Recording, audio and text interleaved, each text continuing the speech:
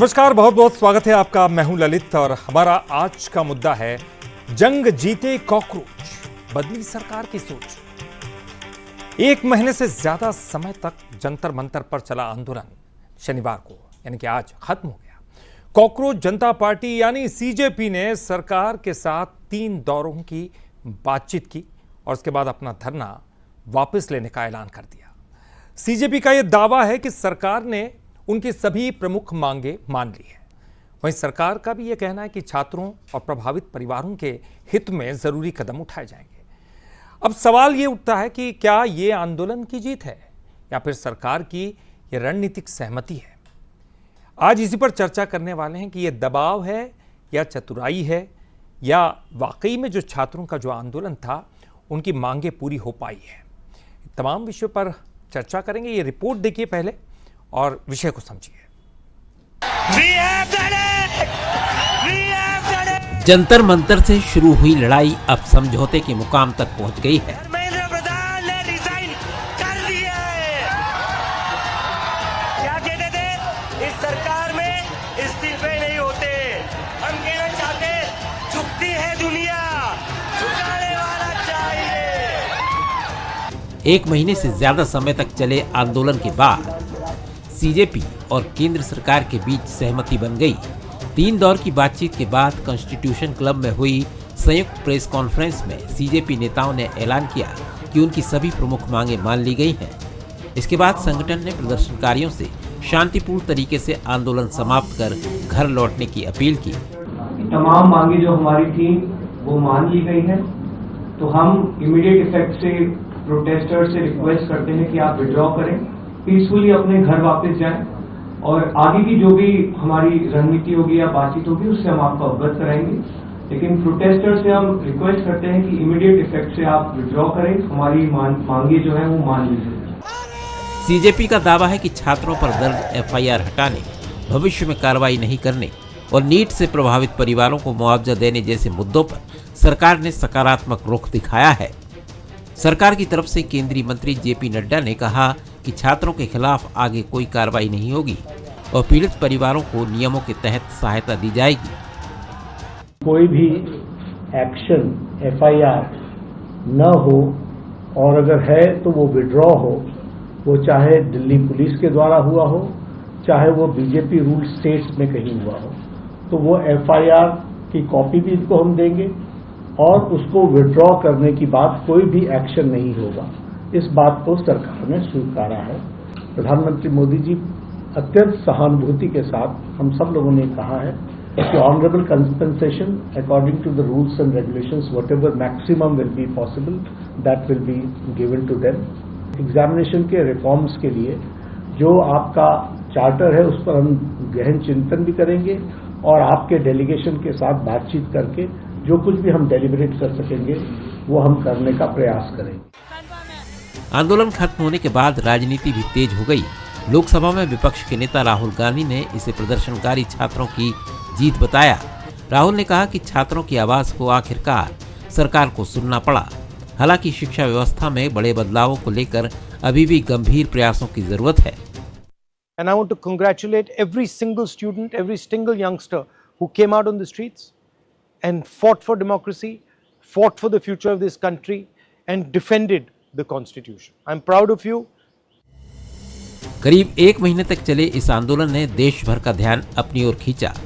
अब सीजेपी आंदोलन वापस लेने को अपनी जीत बता रही है, तो सरकार इसे संवाद और लोकतांत्रिक समाधान का उदाहरण मान रही है। लेकिन असली परीक्षा अब शुरू होगी, क्योंकि सवाल सिर्फ मांगे मानने का नहीं, बल्कि तय समय सीमा में उन्हें लागू करने का है। कुल मिलाकर जंतर मंतर की जंग तो खत्म हो गई, लेकिन वादों की अग्नि परीक्षा अभी बाकी है, जो सियासी गलियारों में आगे भी गूंजती रहेगी। Bureau report, Bansal news. और आज का हमारा जो टाइटल है वो यही है कि जंग जीते कॉकरोच, क्या बदली सरकार की सोच। क्या कॉकरोच अकेले जंग जीते हैं, मतलब कॉकरोच जनता पार्टी, या फिर उसके पीछे एक बहुत बड़ा नेटवर्क काम कर रहा था। वो तमाम लोग जंग जीते हैं छात्रों के आंदोलन के साथ साथ। और सरकार की सोच क्यों बदली और क्या बदली है और इसके पीछे उन्होंने क्या कुछ देखा। क्योंकि ये जो आंदोलन है वो लगभग एक महीने से भी ऊपर चला, 38 दिन लगभग हो गए। अब आप सोचिए, एक आंदोलन लंबे समय से चल रहा है, सरकार उसको लगातार देख रही है, सुरक्षा व्यवस्था कड़ी है वहां पर, लेकिन इसके पीछे क्या कुछ चल रहा था। कथित रूप से सूत्र बताते हैं कि 50% से ज़्यादा इसमें दलित स्टूडेंट मूवमेंट देखा गया। आखिर इस शिक्षा तंत्र से वो इतना ज़्यादा खफा क्यों है, इतना ज़्यादा आक्रोश उनके मन में क्यों है, बड़ा सवाल है। क्या बीएसपी हो, मायावती हो, क्या उनके विकल्प के तौर पर अभिजीत खुद उभरते हुए नजर आ रहे हैं एक दलित नेता के तौर पर? यह भी एक बड़ा सवाल है। और सवाल यह भी है क्योंकि भीम आर्मी की इसमें बड़ी भूमिका रही है। जो वामपंथी स्टूडेंट यूनियन है, आपने जेएनयू में उनको देखा होगा, डीयू के इलेक्शंस में उनको देखा होगा, पिछले कई समय से वो हाशिए पर थे, यानी कि पर्दे के पीछे काम कर रहे थे। क्या उनको ये ऑक्सीजन मिली है? क्योंकि ये कहा जा रहा है केवल अभिजीत ने ही ये काम नहीं किया है, इसके पीछे वो तमाम वामपंथी संगठन भी मजबूत रूप से साथ थे। और साथ ही साथ जितने भी पॉलिटिकल पार्टियां हैं उन्होंने भी, कथित रूप से कहा जा रहा है कि उनका भी समर्थन था, यानी कि सपोर्ट था उनका भी। बहरहाल ये एक बड़ा मुद्दा है और इसको लेकर सरकार ने मांगे तो मान लिए। क्या ये डैमेज कंट्रोल होगा? बहरहाल चलिए हम इसकी चर्चा करेंगे, हमारे साथ मेहमान भी होंगे, लेकिन पहले कुछ सुलगते हुए सवाल। पहला सवाल तो ये कि सरकार ने दबाव में सीजेपी की मांगे मानी है या फिर समाधान की तरफ एक कदम आगे बढ़ा है? सवाल यह भी कि ये छात्र आंदोलन की जीत है या सरकार की राजनीतिक रूप से डैमेज कंट्रोल की रणनीति है? सवाल यह भी कि क्या अब एजुकेशन सिस्टम में पॉजिटिव बदलाव देखने को मिलेंगे, क्योंकि सब कुछ तो इसी के लिए हो रहा है। एजुकेशन सिस्टम को बदलना है, रिफॉर्म्स होने हैं, तो क्या वो पॉजिटिव रिफॉर्म्स हमको देखने को मिलेंगे या फिर सिर्फ आंदोलन की भीड़ चढ़ जाएगी ये सब कुछ? और चलिए आज इस पर चर्चा करते हैं। हमारे साथ जो मेहमान मौजूद हैं उनका परिचय करा दें। जगदीश द्विवेदी जी हमारे साथ, वरिष्ठ पत्रकार। जगदीश जी, बहुत बहुत स्वागत करता हूं आपका। हमारे साथ डॉक्टर दिव्या गुप्ता जी हैं, बीजेपी के प्रवक्ता। दिव्या जी, आपका भी बहुत बहुत स्वागत। समर सिंह हमारे साथ है, कांग्रेस के प्रवक्ता। समर जी, आपका भी मैं बहुत बहुत स्वागत करता हूं। और सबसे पहले मैं रुक करूंगा जगदीश जी का। जगदीश जी, एक बड़ा आंदोलन, एक महीने तक चलने वाला आंदोलन, लंबे समय से हम भी देख रहे हैं, तमाम पत्रकार भी देख रहे हैं, जनता देख रही है। इस आंदोलन को कैसे बंद किया जाए, कैसे डैमेज कंट्रोल किया जाए, लग रहा था कि सरकार कर पाएगी, नहीं कर पाएगी, बहुत सारी बातें आई थी। अब सब कुछ हो गया है, आंदोलन वापस हो गया है। आपको क्या लगता है, ये छात्रों की जीत है, सरकार की जीत है या फिर पूरे सिस्टम की जीत है? किस तरह से देखते हैं सर? देखिए ललित जी, सबसे बड़ा सवाल तो यही था कि छात्र जो आंदोलन कर रहे थे, आपने जो भी कहा अभी कि एसएफआई, वामपंथी संगठनों को लेके एसएफआई जुड़े, जेएनयू के लोग जुड़े या दूसरे भी लोग जुड़े इसमें, लेकिन एक बात आप मूल तत्व इसमें ये समझ ही लीजिए कि ये विशुद्ध रूप से कहीं ना कहीं छात्रों की पीड़ा थी और उस पीड़ा को समझने में सरकार ने देर की। क्योंकि नीट की परीक्षाएं, जब नीट के पर्चे आउट हुए, आप समझते हैं कि जिनके बच्चे पढ़ते हैं, हम आपके बच्चे, मेरा बच्चा एक बहुत अच्छे संस्थान में है, मुझे मालूम है इस बात को कि बच्चे कितनी मेहनत करते हैं। ये कंपटीशन का दौर है ललित जी, एक एक नंबर के लिए बच्चों की 16 घंटे की मेहनत होती है। बच्चे मोबाइल बंद कर देते हैं, सोशल मीडिया से दूर हो जाते हैं और इवन अपनी फैमिली तक से वो कट जाते हैं। इतने कैरियर के प्रति वो अपने कैरियर के प्रति इतने सेंसिटिव हो जाते हैं, कितने कैरियर ओरिएंटेड हो जाते हैं।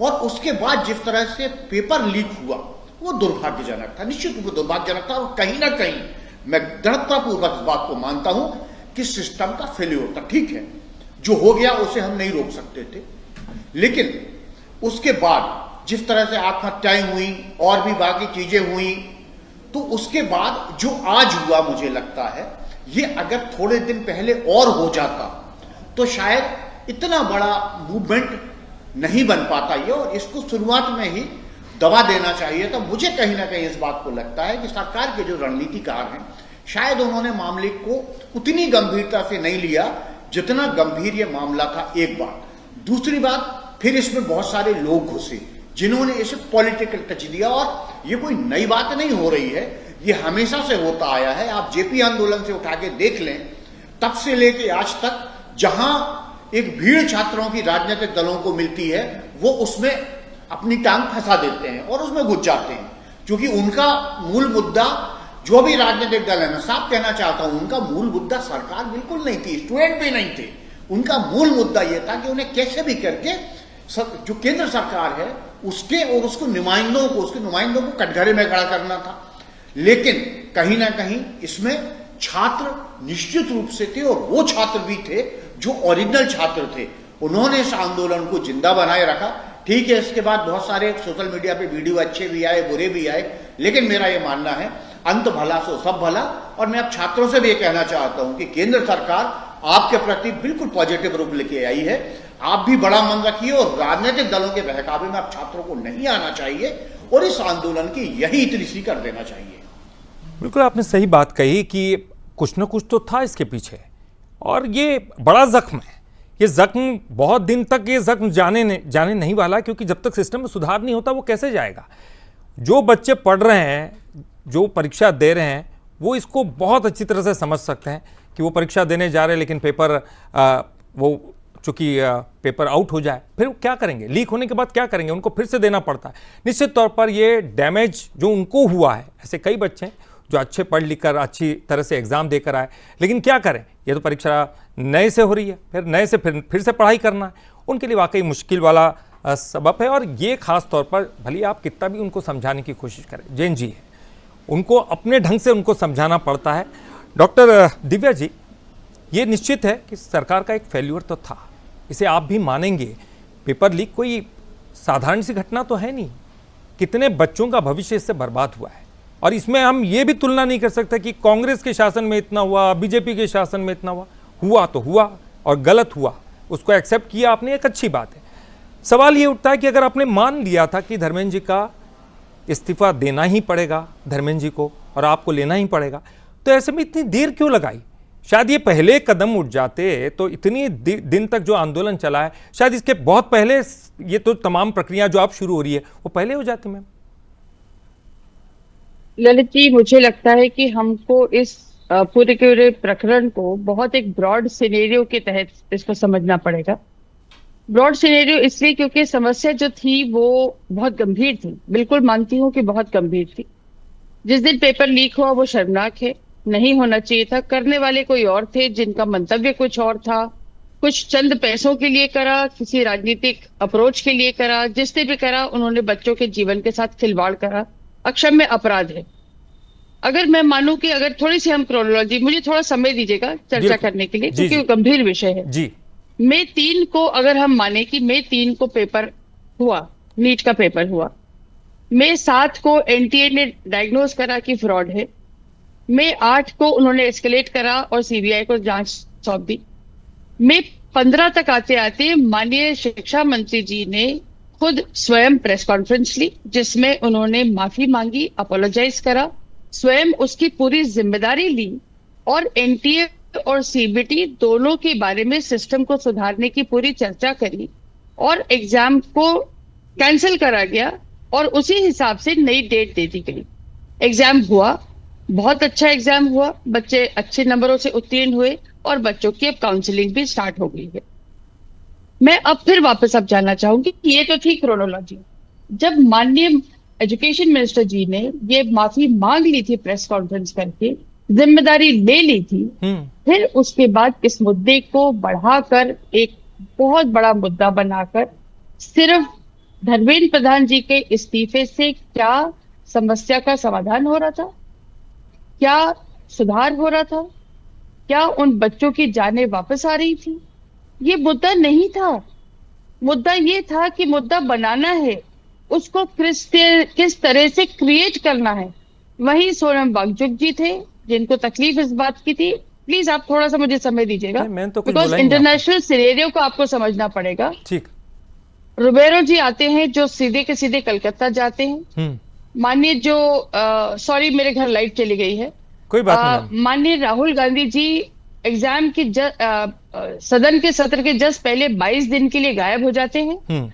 जब वो वापस आते हैं और उसके पहले से उस बात को लेके बार बार जिक्र कर रहे हैं कि जेनजी को सड़क पे आना चाहिए, जेनजी को सड़क पे आना चाहिए, यानी एक बहुत बड़ा इंटरनेशनल षड्यंत्र चल ही रहा था, जिस षड्यंत्र के तहत कॉकरोच जी भी आ गए विदेश से और राहुल गांधी जी विदेश चले गए क्योंकि उनकी मीटिंग तय थी। अब इस तरह के सिनेरियो के साथ यदि हम डेवलप करते करते यहां तक आते हैं कि धर्मेंद्र प्रधान जी का इस्तीफा ही एक हठी बच्चे के तरह हमको मुझे यही चाहिए, यही चॉकलेट चाहिए, उसके अलावा मैंने मानना नहीं है, तो सर मैं आपको सिर्फ क्षमा के साथ ही कह सकती हूँ कि ये समस्या का समाधान नहीं था। ये बहुत बड़ा एक इंटरनेशनल षड्यंत्र था, जिस षड्यंत्र के तहत हम सब लोग इस बात को लेके चल रहे थे कि जेनजी सड़कों पर आ जाए। वो चाहते थे कि वो आ जाए, वो आई, उन्होंने उसमें सफलता हासिल करी। दूसरी आपको एक बहुत इंपॉर्टेंट बात बता दूं कि ये सरकार की बहुत, सर एक सेकंड बस और, बस एक सेकंड और, हाँ, इस सरकार की बहुत मैच्योरिटी थी कि इस मैच्योरिटी को उन्होंने इसके साथ डील करा, क्योंकि उनको इनपुट है कि आगे वाले समय में एक काउंटर क्वेश्चन है मैम, फिर मैं कांग्रेस के प्रतिक्रिया भी लेनी है। एक काउंटर क्वेश्चन है बहुत जल्दी में मैम, सवाल ये उठता है, मैं आता हूं आपके पास, थोड़ा लाइट की प्रॉब्लम्स है तो मैं आपके पास एक काउंटर क्वेश्चन लेके फिर से आऊंगा। मैं पहले कांग्रेस का पक्ष भी एक बार जान लेता हूं। समर जी, मेरा सवाल ये है कि ये जीत आप किसकी मानते हैं? आंदोलन के पीछे तो आपकी भी एक भूमिका रही, राहुल गांधी ने भी इसमें स्टेटमेंट दिया है और मुझे लगता है अब ये इस्तीफा वापस लेने के बाद भी स्टेटमेंट है। आप ये भी चाह रहे हैं कि अब प्रधानमंत्री भी इसमें माफी मांगे, तमाम चीजें, तो क्या पटाक्षेप हो गया है और जो सार्थक चर्चा है उसकी तरफ आप बढ़ेंगे आगे, या भी आंदोलन और बढ़ता हुआ नजर आएगा आपकी दृष्टि से? ये देखिए, सर्वप्रथम आपके चैनल के माध्यम से मैं उन करोड़ों छात्रों को, युवाओं को, अभिभावकों को, शिक्षकों को और उन पत्रकारों को धन्यवाद देना चाहता हूँ, देश के हर नागरिक को धन्यवाद देना चाहता हूँ जिन्होंने प्रत्यक्ष या अप्रत्यक्ष रूप से इस आंदोलन में सहयोग किया और युवाओं की आवाज, जेन जी की आवाज उठाई, उनके हक और अधिकार के लिए आवाज बुलंद करी। जहां तक की बात है, ये जो इस्तीफा है ये एक शुरुआत है, ये भारतीय जनता पार्टी के अंत की एक शुरुआत है, एक फांसीवादी पार्टी के अंत की शुरुआत है, उस पार्टी की जो कहती है कि हमारी सरकारों में इस्तीफे नहीं होते। आज उनको छात्रों के सामने झुकना पड़ा और एक बहुत अच्छा फिनोमेना है कि पीपल इन पावर और पावर इन पीपल, इसका डिफरेंस जो है आज इन छात्रों ने, इन युवाओं ने, देश के नागरिकों ने अपने अपने तरीके से जिस प्रकार भी सहयोग कर सकते थे इस आंदोलन में उन्होंने करके दिखा दिया है कि जनता के पास पावर और पावर में जो लोग हैं उनमें क्या अंतर है। दूसरी बात यहाँ पर यह है कि ये एक, जिस प्रकार से मैंने कहा कि शुरुआत है, राहुल गांधी जी ने भी अभी अपने वक्तव्य में और प्रेस कॉन्फ्रेंस में कहा है कि ये एक छोटा सा कदम है शिक्षा व्यवस्था को बेहतर करने की ओर, और मैं इस बात को बखूबी मानता हूं कि शिक्षा व्यवस्था अपने निम्नतर स्तर पर पिछले 100 सालों के अंदर मेरे ख्याल से मैकाले के बाद में आज तक में पहुंच गई। इससे नीचे का स्तर कभी शिक्षा के समझ में थोड़ा रोकूंगा आपको, इस वक्त एक बड़ा अपडेट दे दूं मैं आपके पास आऊंगा। ये एक बहुत महत्वपूर्ण खबर है, प्रहलाद जोशी ही क्यों, क्या आपको लगता है कि सभी दलों से उनके बहुत अच्छे संबंध है? एक बड़ा कारण ये भी हो सकता है। देखिए, प्रहलाद जोशी की छवि एक बेदाग राजनेता की है, ये तो हमको मानना पड़ेगा। एक पढ़े लिखे व्यक्ति की, समझदार राजनेता की छवि है। और दूसरी चीज, प्रहलाद जोशी के बारे में जो आपने कहा, प्रहलाद जोशी जी का विवादास्पद छवि के नेता नहीं है, सीधे सरल और पार्टी लाइन पे चलने वाले वो नेता हैं। और मुझे लगता है, और शिक्षा में उनका अच्छा खासा दखल है, मुझे लगता है इसीलिए धर्मेंद्र प्रधान की जगह उन्हें इसका मौका दिया गया है। मैं जो ये कह रहा था, इसमें सबसे बड़ी चीज ललित जी, हमको ये बहुत सारी चीजें जो है बीजेपी की प्रवक्ता महोदया ने कही है, कांग्रेस की बात कही, सवाल इसमें राजनीति का नहीं है, इसको राजनीतिक चश्मे से बाद में देखा जाना चाहिए। सवाल जो मैं कह रहा हूं कि हमको शिक्षा व्यवस्था के सिस्टम में सुधार कैसे हो, इस पे सरकारों को काम करना चाहिए। और दुर्भाग्य से इस पे काम नहीं हुआ है, कभी भी काम नहीं हुआ। लगातार शिक्षा व्यवस्था निजी हाथों में जाती चली गई और निजी हाथों, कुकर मुक्तों की तरह आपने विश्वविद्यालय खोल दिए, कॉलेज खोल दिए, कोई मॉनिटरिंग उनकी नहीं है। सिर्फ क्या हम कॉलेजों को डिग्री बांटने की फैक्ट्री बना के नहीं रख दिया हमने? क्या हम इस बात की कभी भी चिंता सरकारों ने की कि हम इन फैक्ट्रियों से जो लोग निकल रहे हैं उन्हें रोजगार कितना मिल रहा है, वो कितने स्किल्ड हो रहे हैं, उनमें कितनी क्षमताएं उनकी डेवलप हो रही हैं? नहीं हो रहा है।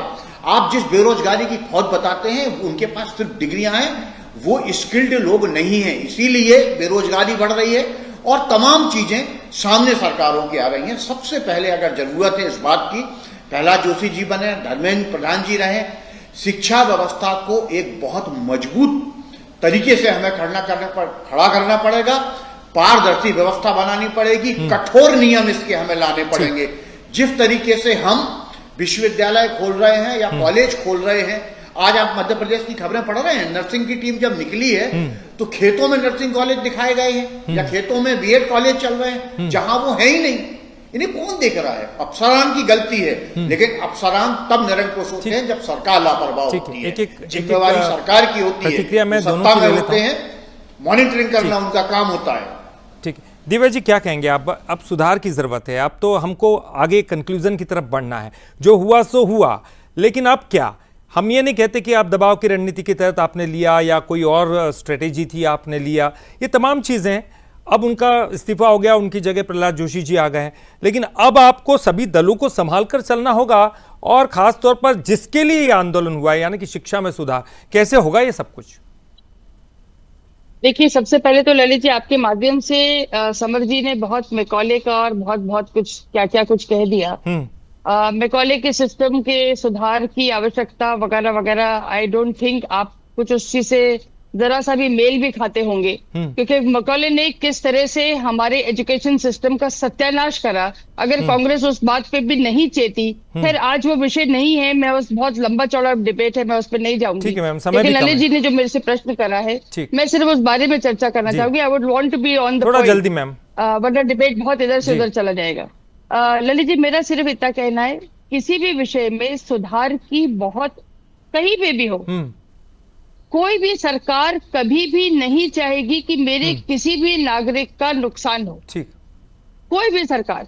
लेकिन यदि आपकी नीति और राजनीति और योजनाएं अगर आपकी उनके भले के लिए हो रही हैं, तो उसके बारे में आगे उसको लेके जाना चाहिए। एनबीटी, सीबीटी और एनटीए दोनों ही एक प्रयोग थे, अच्छे प्रयोग थे, नए प्रयोग थे, जिसका सिस्टम सुधार की आवश्यकता। ठीक है मैम, सोमवार को तो आप बिल पेश कर रहे हैं, ही एक विषय था मैम, सोमवार को बिल पेश कर रहे हैं, लेकिन अब वो सार्थक रूप से चर्चा हो पाएगी कि नहीं, ये आपसे भी सवाल है। मैं समर जी के पास भी इसी को लेकर जाऊंगा। हाँ जी सर, चर्चा करना ये कांग्रेस का रिस्पॉन्सिबिलिटी है, लेकिन प्रॉब्लम क्या है समर जी, कि जैसे ही सदन शुरू होता है पहले वॉकआउट की प्लानिंग हो चुकी है। ठीक है समर जी, वॉकआउट तो नहीं होगा, अब तो तमाम चीजें हो गई हैं। अब आपको लगता है कि अभी भी कुछ ऐसी चीजें हैं जिसमें आपको सरकार को मनवाना है? इस्तीफा हो गया, तमाम चीजें हो गई, अब रिफॉर्म्स की बात है, बिल ला रहे हैं।